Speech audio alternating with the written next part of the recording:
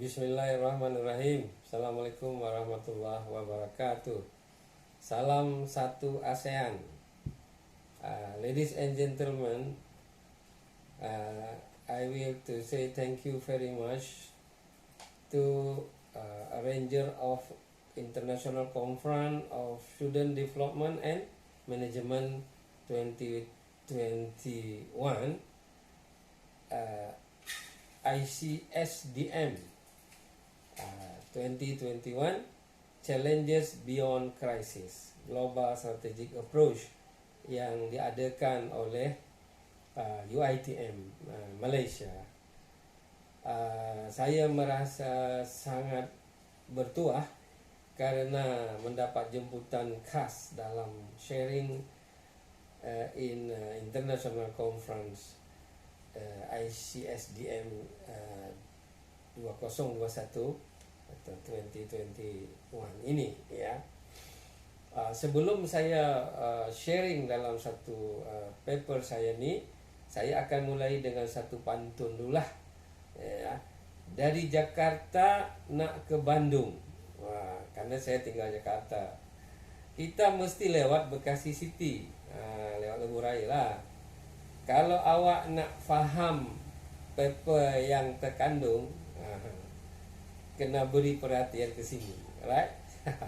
Okey, sebelum kita mulai, bagi masa sikit saya ingin belajar menyanyikan lagu kebangsaan Malaysia, lagu negara. Okey. Kalau salah maaf ya, kerana saya Indonesian people ya. Negaraku, tanah tumpahnya darahku, rakyat hidup bersatu dan maju, rahmat bahagia Tuhan kurniakan, raja kita selamat bertahta, rahmat bahagia Tuhan kurniakan, raja kita selamat bertahta. Yes. Mau dengar lagu Indonesia lah ya? Nanti lihat aja dengan YouTube ya. Sebab kalau saya nyanyikan nanti semua tak tahu teksnya, lihat sendiri ya. Okey, dalam kesempatan yang baik ini akan saya presentasikan satu papers yang berkaitan dengan tema daripada conference ni. My paper title is COVID-19 Pandemic and How to Become MBA Student up to MRA, quote and quote ya. Jadi MBA Student up to MRA itu quote and quote. Not MBA mean Master Business Administration. You will know what is the meaning of MBA the end of my paper. Okay, by Associate Professor Teguh Syahrul Reza, Senior Lecturer Institute Setiami, this is the Business School Jakarta, Indonesia. The preface, I want to inform you that COVID pandemic or pandemic global ni sebenarnya sudah ada dimulai daripada tahun 1347 dahulu sehingga pun ke tahun 1351. Lebih kurang 4 tahun lah berlangsung apa yang disebut dengan Black Death, yang itu menewaskan 50 juta manusia pada masa itu. Kemudian pada tahun 1720 itu ada lagi wabah pes ya. Ini orang kata masa itu daripada tikus lah, yang disebut dengan Great Plague of Marseille di Perancis, yang masa itu menewaskan ataupun mematikan 126,000 orang lebih. Okey. Lagi satu pandemik terjadi pada tahun 1817, iaitu menewaskan atau mewafatkan atau mematikan jutaan orang di Calcutta, India. Hari ini pun India, kita tahu heboh lah, Sungai Gangga itu kan. Ini pun masa itu terjadi dekat Sungai Gangga itu juga, yaitu pada tahun 1817. Ya, sehingga jutaan orang mati, dan akhir sekali pada abad 19 ada 50 juta orang pun mati dengan flu Spanyol, Spain flu. Ini semacam siklus 100 tahun terjadi satu kali. Tak persis 100 tahun, around 100 tahun. Jadi begitu kalau kita lihat 1918 last itu yang flu Spanyol sampai 1920, ini berlaku pula di 2020. Jadi macam 100 tahun sekali lah, macam itu. Nah, itu yang kita hari ini mengalami sudah setahun lebih. Apa sebenarnya sesungguhnya pelajaran dan hikmah yang telah diwariskan oleh penduduk masa itu menghadapi pandemik yang sangat dahsyat, dan begitu pula apa yang sebenarnya boleh kita ambil hikmah daripada pandemik sekarang COVID-19 ni, ya. Nah, dalam paper saya ni saya menulis manusia ini sebenarnya selalu melakukan perilaku yang berulangan, ya. Kenyataannya memang manusia ini semakhluk yang kompleks lah, ya. Jadi mereka selalu dibagi satu bencana, satu musibah, tapi macam tak jera-jera. Kita tahu di dalam Al-Quran Rasulullah SAW dibagi tahu oleh Allah melalui malaikat Jibril berbagai musibah yang telah berlaku pada umat-umat sebelumnya. Tapi kita pun tahulah umat berikutnya pun mengulang perkara yang salah, yang sama. Nah, misalnya kita dalam Al-Quran tahu umat Nabi Lut. Itu sudah buat apa? Lesbi, kan? Dia laki dengan laki, suka pada laki, perempuan suka perempuan. Nabi Lut dah bagi tahu perkara itu perkara yang dosa, yang dilarang, tapi dia buat terus. Apa yang berlaku? Mereka ini dikenal dengan pelaku sodomi. Maka Allah telah meratakan dia ke dalam tanah, hancur semuanya, sehingga mereka habis, kecuali kaum Nabi Lut yang taat kepadanya, kan? Nah, pada masa yang lain Al-Quran memberitahu ada kaum Ad, kaum Samud, ya. Allah telah menghancurkan mereka dengan petir, dengan gempa bumi, dengan macam-macam peristiwa yang membuat mereka hancur karena kelakuannya atau karena perilakunya yang bertolak belakang dengan apa yang Allah nak, ya. Begitu juga dulu kaum Nabi Musa, Fir'aun tu, bagaimana kejamnya Fir'aun, sehingga anak-anak kecil yang laki baru lahir semua dia habiskan, dia matikan. Nah, last sekali kalau kita lihat pada masa Indonesia mau merdeka lah, tahun 45, itu terjadi bom atom di Hiroshima dan Nagasaki. Itu semua bencana besar juga yang ditumbuhkan oleh Amerika terhadap Jepun. Itu berapa banyak orang mati. Dan yang kita tahu terakhir selepas itu pun terjadi World Trade Center attack Pentagon Amerika dengan peristiwa disebut dengan 9/11 nak minum pula. 9/11 itu pun sebuah musibah besar yang telah ditimbulkan karena apa? Karena balas dendam lah, quote and quote, dari negara-negara terutama mungkin yang Islam merasa Amerika ni terlalu berlebih, telah berlaku tak adil. Tapi di Indonesia sendiri ada peristiwa dahsyat yang terjadi lebih kurang 16 tahun lepas, iaitu tsunami di Aceh yang menewaskan atau mematikan atau mewafatkan lebih daripada 200,000 manusia yang bergelimpangan di jalan-jalan, di sungai-sungai dan juga di bandar-bandar. Itu adalah suatu peristiwa-peristiwa pandemik quote and quote yang baik karena alamiah maupun karena sebuah peristiwa yang dibuat oleh manusia sendiri atas keadaan yang berlaku. Nah, dari sejumlah peristiwa dahsyat tadi itu, apa yang sebenarnya telah berlaku pada manusia? Adakah behavior shift ataupun attitude shift, ya, perubahan perilaku dan sikap dari umat manusia untuk mengoreksi ataupun memperbaiki kekeliruan, kesalahan yang mereka buat dalam relation dia dengan Allah, Tuhan yang Maha Kuasa, dengan alam semesta? Adakah mereka mengambil pelajaran dari apa yang berlaku itu? Kenyataan menunjukkan manusia ini, apalagi student university kan, masih muda-muda ni kan, lupa lah, banyak lupa atau melupakan, boleh jugalah.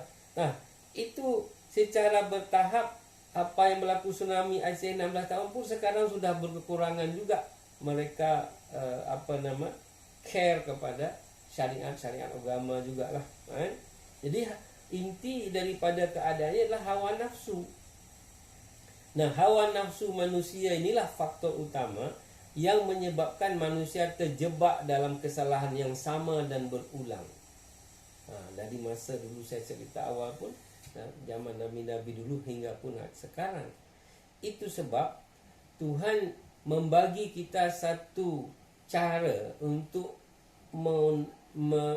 mendevelop atau memastikan kembali terhadap apa fungsi daripada panca indera kita ini, fikiran kita ini, kemudian jiwa kita ini, apa fungsi daripada ilmu pengetahuan kita dalam rangka untuk survival kita di dunia dan akhirat. Untuk memaintain itu, Allah bagi kita training, upgrading, dan opportunity. Di antara yang dibagi oleh Allah SWT adalah training yang setiap tahun dibuat, iaitu puasa bulan Ramadan. Yang baru saja kita lewati. Puasa Ramadan ini bagi saya membagi namanya super camp atau super training camp Ramadan. Ini super training nih, 1 bulan penuh. Nah, Tuhan yang memahami makhluk ciptaannya yang berjenis manusia ini umumnya cenderung lalai. Karena itu lalai dalam mengontrol, dalam mengarrange, dalam mengendalikan hawa nafsu. Maka puasa bulan Ramadan ini untuk mengendalikan hawa nafsu yang ada pada manusia supaya kembali sesuai dengan apa maksud hawa nafsu itu dibuat oleh Allah SWT. Bukan apa hawa nafsu itu digunakan oleh syaitan. Right? Nah, Allah SWT telah menetapkan masa kepada kita untuk membuat kita sihat, damai, sejahtera, bahagia, dan mencapai kemenangan. Misalnya saja dalam satu hari 5 waktu kita kena sembahyang, solat, kan? Nah, ini apa sebab? Karena kita lalai dari pagi sampai malam itu aktiviti macam-macam. Allah bagi 5 masa untuk kita kembali concern dengan maksud tujuan hidup kita ini dan pekerjaan kita dan kesibukan kita ini, dengan berkomunikasi dengan Allah, dengan bersuci diri, dengan berwuduk sebelum kita solat. Ini satu kan, dalam satu hari 5 kali. Buat meeting dengan Allah supaya kita boleh mengontrol diri kita. Student apa lagi kan, kena kontrol jugalah. Sebab student ni lagi susah ni, hawa nafsu lagi besar-besar ni, tinggi-tinggi. Lagi satu, itu every day kan, 5 masa. Every week Allah bagi pula satu lagi opportunity, iaitu solat Jumaat. Solat Jumaat ni kan berjamaah di masjid, kan? Sekarang COVID tak boleh dulu lah. Ini apa? Ini gathering dan social closeness. Allah bagi kepada kita untuk boleh kita berbincang, bersilaturahim, berkomunikasi, menyampaikan berita gembira dan sebagainya ke sahabat-sahabat kita every week, setiap Jumaat. Itulah yang dikata hari raya setiap week. Every week ada hari raya kita, iaitu hari Jumaat, kan? Nah, ada lagi Allah bagikan kesempatan kita kontrol diri dengan Ayyamul Bid ataupun kita puasa pada tanggal tertentu dalam setiap bulan. Ya kan? Jadi sebenarnya kalau setiap tahun ada Ramadan, itu sebenarnya Ramadan adalah Superman. Nah, kita selama ini dengar Superman ya. Ini Superman. Jadi man atau bulan yang super, yaitu membuat kita menjadi sesuatu yang lebih daripada Superman itu. Bagaimana caranya Ramadan itu memberikan. Nah, pertanyaan pentingnya adalah apakah Ramadan yang 1 bulan penuh itu yang saya sebut super training camp itu, yang sudah begitu banyak kali kita melaluinya, kalau kita sudah berumur 20, 30, 40 tahun lah, lebih kan, apalagi kan. Apakah sebulan penuh itu telah berhasil membentuk karakter kita, karakter sebagai insan yang beriman kepada Allah SWT, sebagaimana yang Allah ingin kita beriman dan bertakwa, la'allakum tattaqun, supaya Allah mau membagi reward kepada kita dalam bentuk surga Jannatun Naim ya. Jadi apakah Ramadan ini berhasil tak membentuk attitude dan behavior kita supaya kita be better after Ramadan. Jadi sebenarnya Ramadan ini kita tahu apakah dia itu berhasil bukan di 30 hari Ramadan, bukan di 1 Aidil Fitri. Itu belum lagi. Siapa kata kita sudah menang? Betul ke menang? Belum, kita baru sahaja selesai training. Bagaimana nak tahu training itu successful or not successful? Kita baru boleh melihat mulai 1 Syawal dan kepada bulan Sya'ban yang akan datang.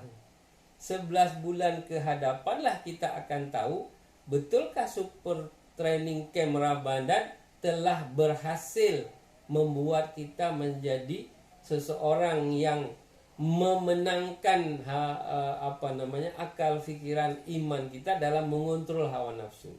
Jadi jangan dikira kemarin Ramadan dah selesai, kita selesai dan kita sudah menang. No, itu baru sahaja training selesai, bukan sudah menang.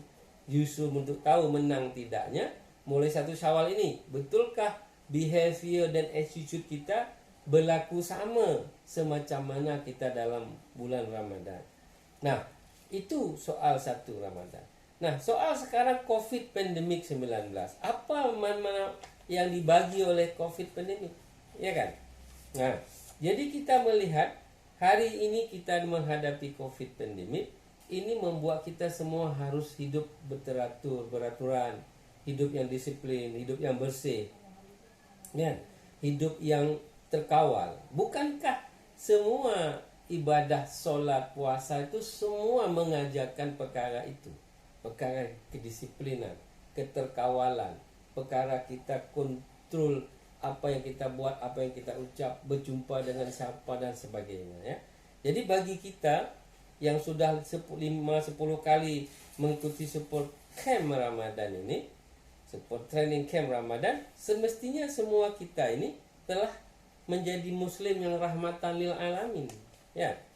Apalagi kita sudah solat dalam ribuan masa, namun implementasi solat dan puasa kita belum menjadikan kita, itu dia, baik sebagai lecturer, student, atau another person menjadi seorang yang disebut MBA. Kalau you pergi ke business school, lepas degree, you boleh dapat MBA dalam masa setahun. Kalau ini belum tentu lagi. Sebab apa? MBA yang saya maksud di sini adalah Master by Akhlak. Apakah you sekarang orang yang betul berakhlak? Malah banyak master, tapi kemudian akhlaknya lebih teruk daripada yang bukan master. Mungkin dia boleh master in accounting, in business kan, tapi dia buat report yang tak betul. Jadi master MBA yang saya maksud di sini, master by akhlak. Itulah Rasulullah SAW yang dia tak sekolah formal, tapi dialah MBA pertama menurut saya lah. Nah, kalau kita boleh menjadi seorang MBA, Maka the next step supaya Allah mengalu-alukan kita dengan surga adalah to become MRA. What the meaning MRA? Master radhiyallahu anhum. Jadi seseorang yang Allah ridha kepadanya. Awak tahu kan semua tentang Bilal bin Rabah, seorang budak Ethiopia yang hitam, legam, tak sekolah, tak tahu apa-apa hal. Dia disiksa dan sebagainya. Tapi Rasulullah mengatakan sebelum Bilal meninggal dunia, bahkan telapak kakinya telah terdengar dalam syurga. Kenapa? Karena Bilal telah mendapatkan satu predikat radhiyallahu anhu. Bagi kita orang academician, sebenarnya title yang kita pentingkan tu bukan MBA, DBA macam tu. Sebenarnya MRA, Master radhiyallahu anhu. Jadi master yang diridhai oleh Allah.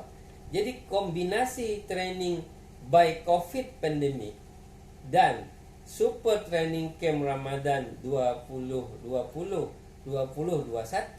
seharusnya dapat menghantarkan kita bukan hanya menjadi MBA tapi menjadi MRA. Itu sajalah yang saya nak share dalam kesempatan ini. Mudah-mudahan insight ini membagikan sesuatu yang baru ataupun mengingatkan sesuatu yang sudah lupa kepada saudara-saudara, terutama student UiTM. Oleh karena itu, mengakhiri presentation ini, saya akan membacakan satu pantun penutup pula. Okey. Dari KL Central ke Shah Alam, I biasa turun KTM Padang Jawa. Kalau awak nak handsome, cantik alam, you mesti banyak sikit lah tertawa. Right? Thank you very much.